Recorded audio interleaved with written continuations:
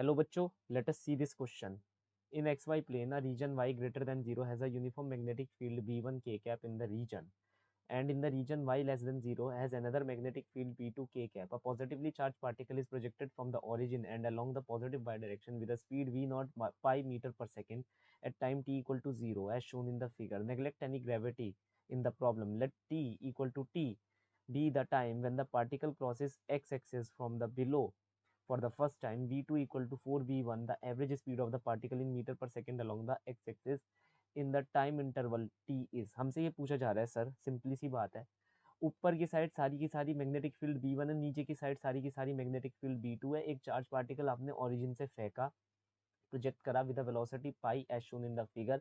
ये अपना कुछ ना कुछ ट्रेजेक्टरी दिखाएगा, देन ये ऊपर से नीचे आएगा, नीचे से फिर ऊपर जाने की कोशिश करेगा। जब ये नीचे से ऊपर जाने की कोशिश करेगा तो ए से लेकर बी के लिए पूरा पूरा इसने टाइम कैपिटल टी कवर करा है। हमें बस ये बताना है कि इसकी एवरेज वेलोसिटी इन दी एक्स डायरेक्शन क्या होगी इस कार्य को करते हुए। अब अगर ये क्वेश्चन हमें करना है तो सबसे पहले हमें कुछ की कंसेप्ट्स को यहाँ पर जानना पड़ेगा।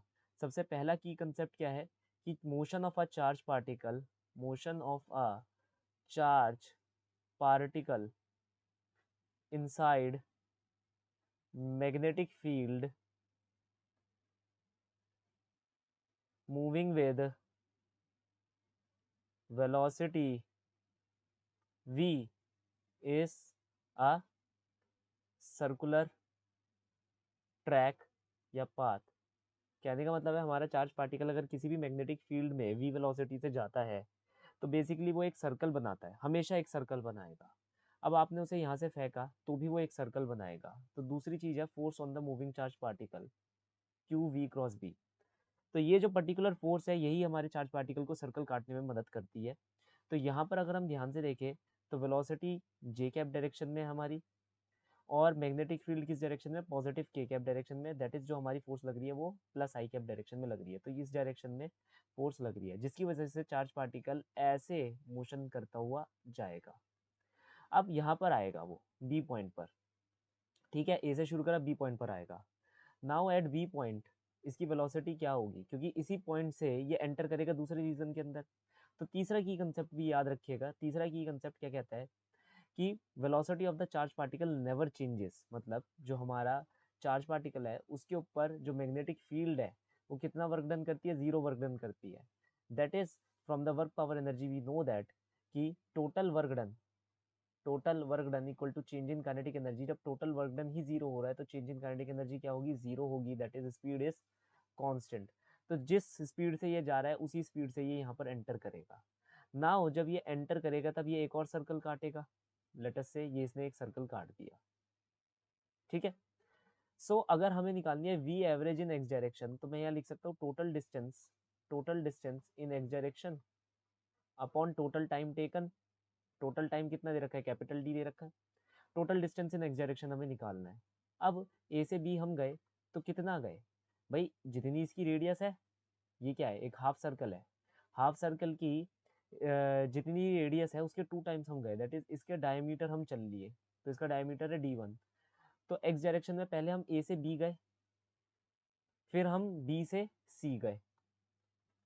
तो ए से बी जाने में हमने क्या कवर करा, पहले सर्कल का डायमीटर, ठीक है। बी से सी जाने में हम क्या कवर कर रहे हैं, दूसरे सर्कल का डायमीटर। अब डायमीटर 2 टाइम्स ऑफ रेडियस होता है तो मैं यहाँ डायरेक्टली लिख सकता हूँ 2 times of radius 1 plus radius 2। अब मेन बात आ रही है रेडियस 1 और रेडियस 2 निकालना। रेडियस का फॉर्मूला क्या होता है, it is R equal to M V upon Q B.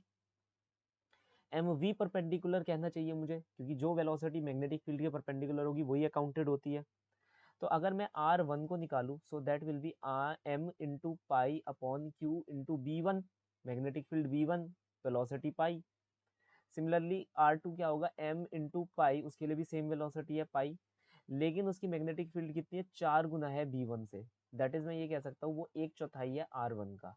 Are क्या है, M pi Q B one, तो M pi Q B one, तो ये क्या हुआ 1/4 of R one. That is R one क्या हुआ, 4 गुना हुआ आर टू के। यहाँ पर मैं लगाऊंगा तो क्या बन जाएगा, 2 इंटू, ये देखो ये 4 गुना है आर टू के, ये भाई 4 गुना है आर टू के, तो 5 गुना आर टू, दैट इज 10 गुना आर टू। अब हम निकालेंगे कि टोटल टाइम कितना ले रखा है, वो तो खैर टी ही ले रखा है, तो उसमें कोई टेंशन वाली बात नहीं, हम डायरेक्टली इसके अंदर रख सकते हैं। लेकिन हमें आंसर एक न्यूमेरिकल वैल्यू में निकालना है ना, एक्सप्रेशन में नहीं निकालना। तो ये जगह 10 times of R2 upon capital T। तो कैपिटल टी यहाँ पर अगर मुझे लिखना भी हुआ तो मैं कैसे लिख सकता हूँ, it will be T1 that is time from A to B plus T2 that is time from B to C। अब एक टोटल रेवोल्यूशन के लिए हमारा चार्ज पार्टिकल कितना टाइम लेता है, 2πm/qb। तो हाफ है ये, तो हाफ हाफ रेवोल्यूशन है ना। तो कितना टाइम लेगा, 1/2 2πm/qb1 प्लस 2πm/qb2। 2 से 2 कैंसिल आउट हो जाएंगे। πm/q को मैं बाहर ले लेता हूँ। खैर लेने की भी कोई ज़रूरत नहीं है, क्या पता हम कुछ ऐसे ही करके आंसर निकाल दें। तो टाइम 1 क्या हुआ, πm/qb1 है ना, हाफ टाइम। ऐसी टाइम 2 क्या हुआ, πm/qb2। b2 कितना, 4 गुना b1 का। तो यहाँ से पता चल रहा है मुझे टाइम 2 कितना आ रहा है हमारे पास, 1/4 आ रहा है टाइम 1 का। ठीक है, सो टाइम 2 हमारे पास कितना आ रहा है, 1/4 आ रहा है टाइम 1 का, जिसे हम फिर से यहाँ पर लिख सकते हैं। तो ये कितना आ जाएगा, this is time 1 plus time 2 guys.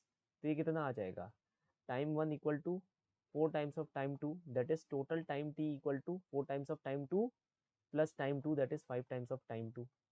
इस चीज़ को हम यहाँ पर प्लग इन कर देंगे अपने इस फॉर्मूला के अंदर। तो टोटल आंसर कितना बनकर आ रहा है हमारे पास, it is 10 times of R2 upon 5 times of T2। 5 दूनी 10 that is 2 times of R2 upon T2। R2 की वैल्यू हमारे पास यहाँ पर क्या आ रही है, that is m π/qb2। m π/qb2। तो अब तुम लोग सोच रहे हो मैंने यहाँ पर B1 क्यों नहीं लिया, लेने का कोई फ़ायदा नहीं है क्योंकि दोनों एक ही मैग्नेटिक फील्ड के अंदर है। ठीक है, तो लेने का कोई फ़ायदा नहीं। टाइम 2 का फॉर्मूला हमारे पास क्या आ रहा है यहाँ पर, πm/qb2। πm/qb2। ठीक है भाई, हाफ टाइम है ना, तो हाफ कर देना यहाँ पर। ठीक है, सो हाफ टाइम क्या होना चाहिए, πm/qb। so pi m cancel, qb2 cancel, that is the answer is 2. So the final solution for the following problem is 2 meter per second. Hope you understood well. Best of luck.